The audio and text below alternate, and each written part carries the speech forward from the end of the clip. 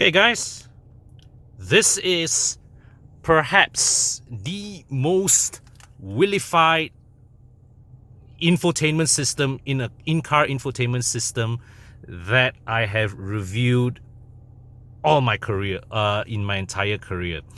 I am of course referring to the head unit here in the all-new Toyota Corolla.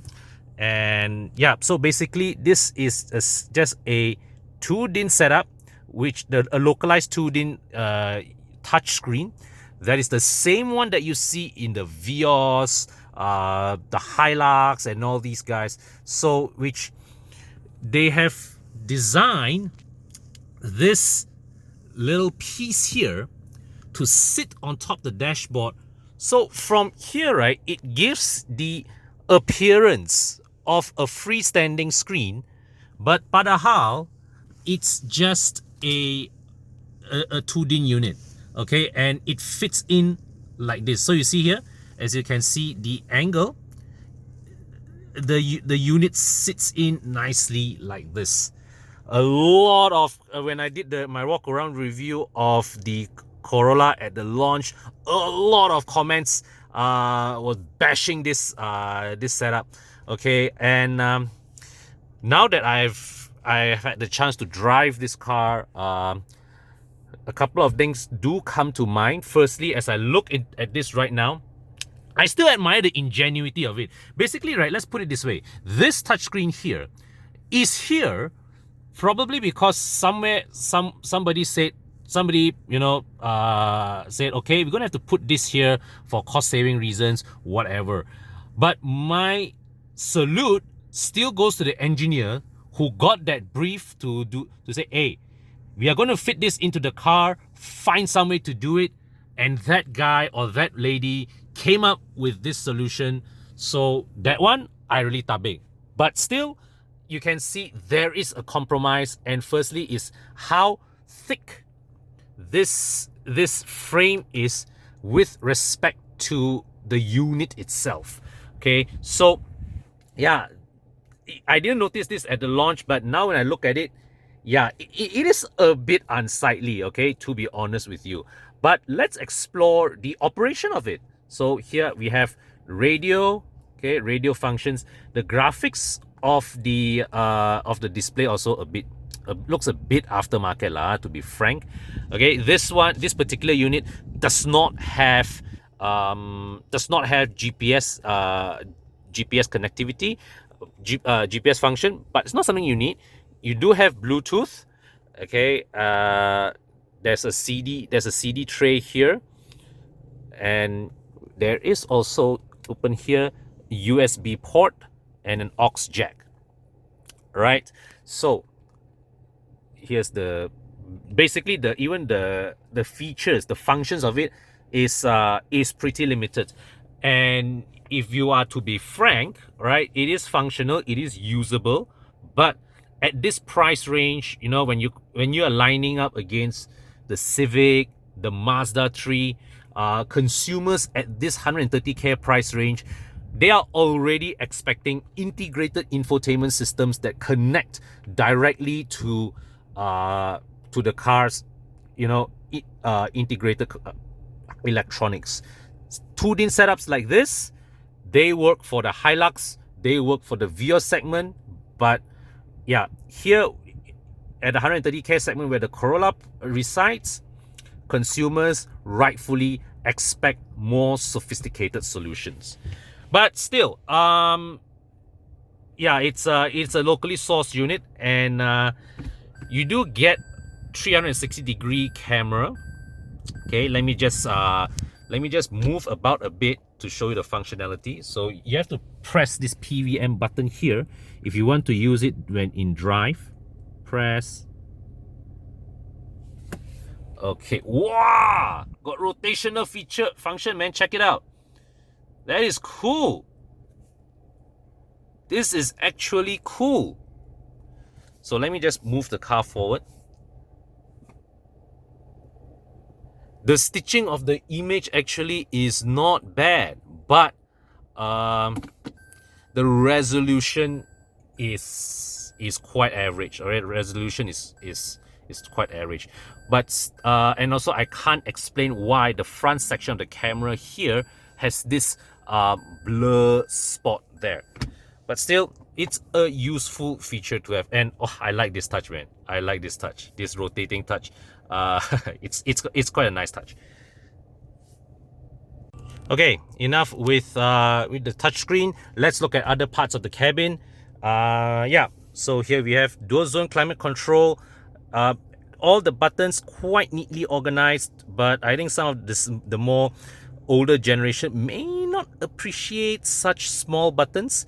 Okay, of course, the younger ones amongst us would like the slim appearance of this row of switches, but still with all these enlarged labels here, it sort of reduces the impact of this slimness.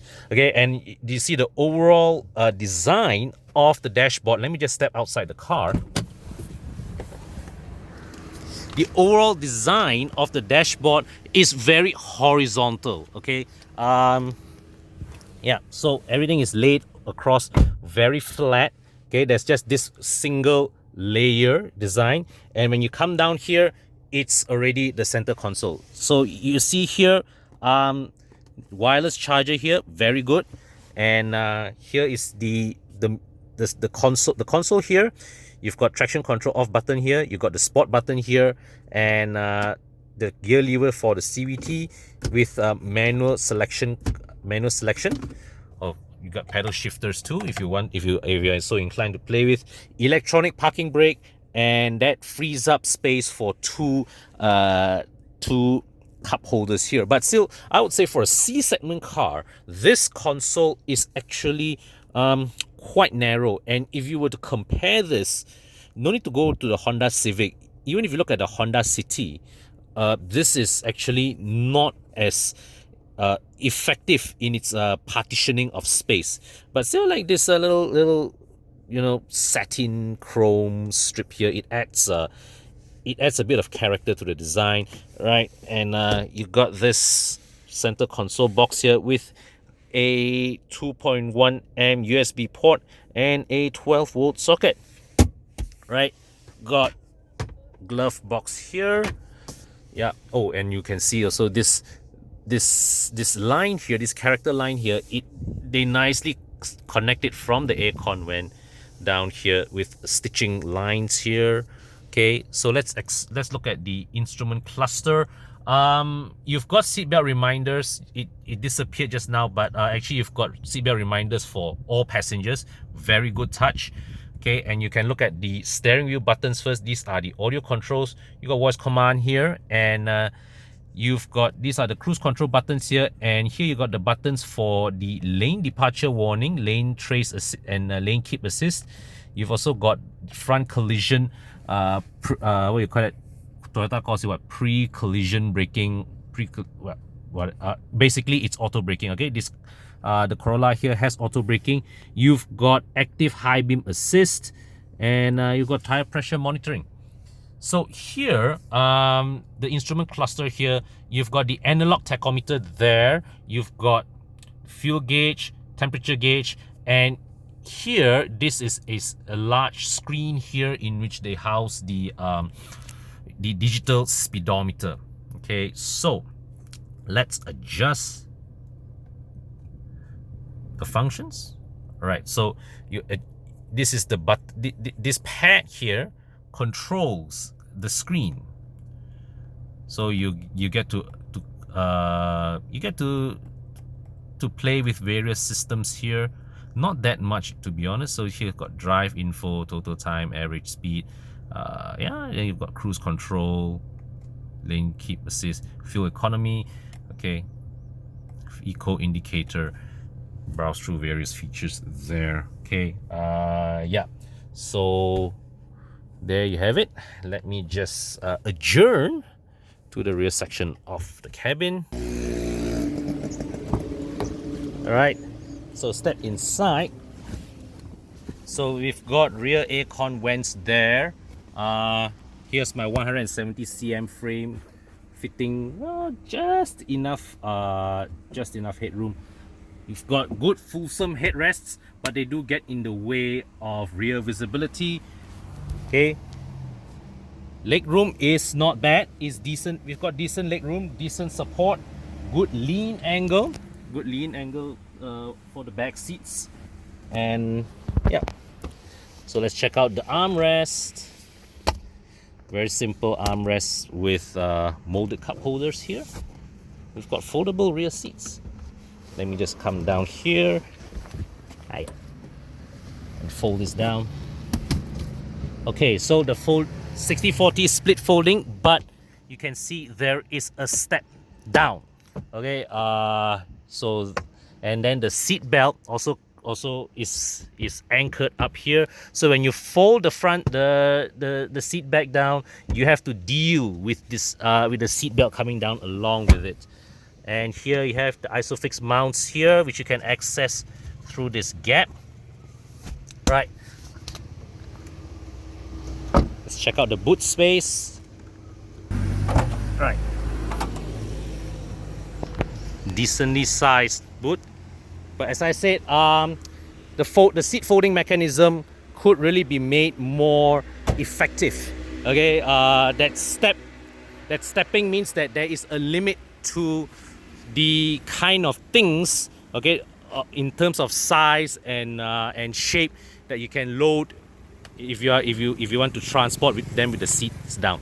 Okay, so you've got the touch type keyless entry. Of course, in this segment, keyless entry memang should come standard already one. So you've got the touch type, this is the more upmarket one, right, where you touch.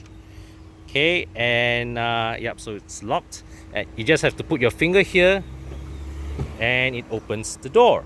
But they only have it on one side. Unfortunately, they don't have it on the passenger side. So yeah, passenger side has no keyless entry. And yeah, so that one I think is a bit of a bummer. I would think it's nice. They don't have to put keyless entry for all 4 doors, but one keyless entry either side would have been great. So what's the verdict of this car? For its price and engine spec, not cheap.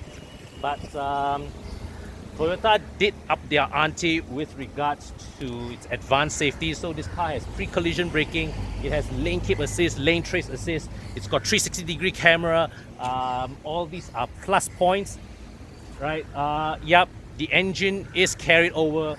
The infotainment system deserves to be bashed, but what I really love about this car is its chassis. That TNGA platform with rear double wishbones. The handling of this car, absolutely fantastic.